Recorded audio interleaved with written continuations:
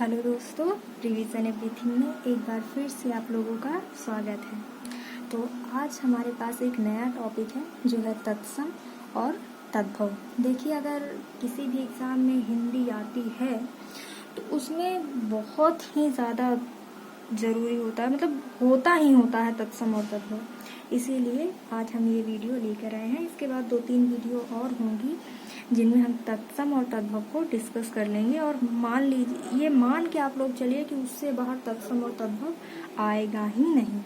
तो चलिए शुरू करते हैं तत्सम और तद्भव।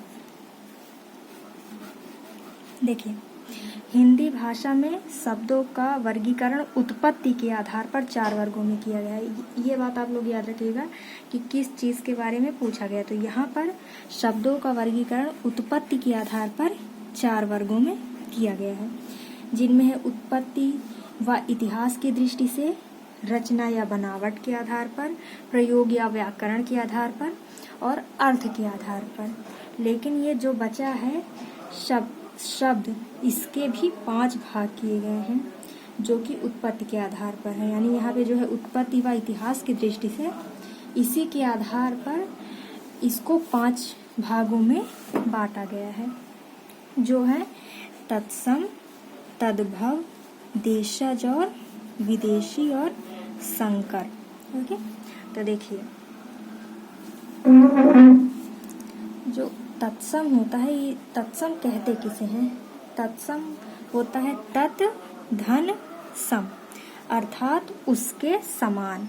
संस्कृत के ऐसे शब्द जो हिंदी में ठीक उसी तरह से प्रयोग किए जाते हैं जैसे संस्कृत में, उसको तत्सम कहते हैं। उदाहरण के लिए देखिए, जैसे सर्वदा, राष्ट्र, सूर्य, पत्र, चंद्र, दुग्ध, घृत, गृह, कर्म, ये सब ऐसे शब्द हैं जिनको हम जैसे हिंदी में संस्कृत में यूज़ करते हैं वैसे ही हिंदी में यूज़ करते हैं। ऐसे शब्दों को हम तत्सम बोलते हैं।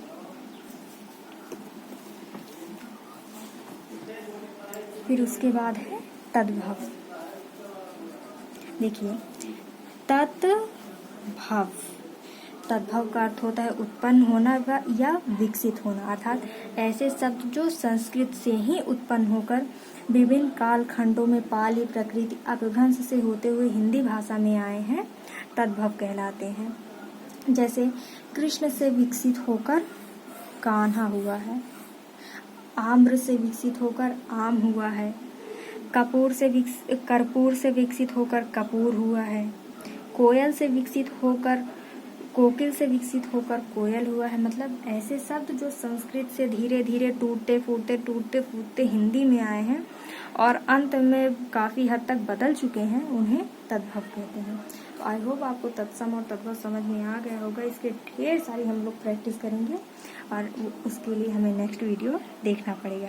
तो मिलते हैं नेक्स्ट वीडियो में। Thank you.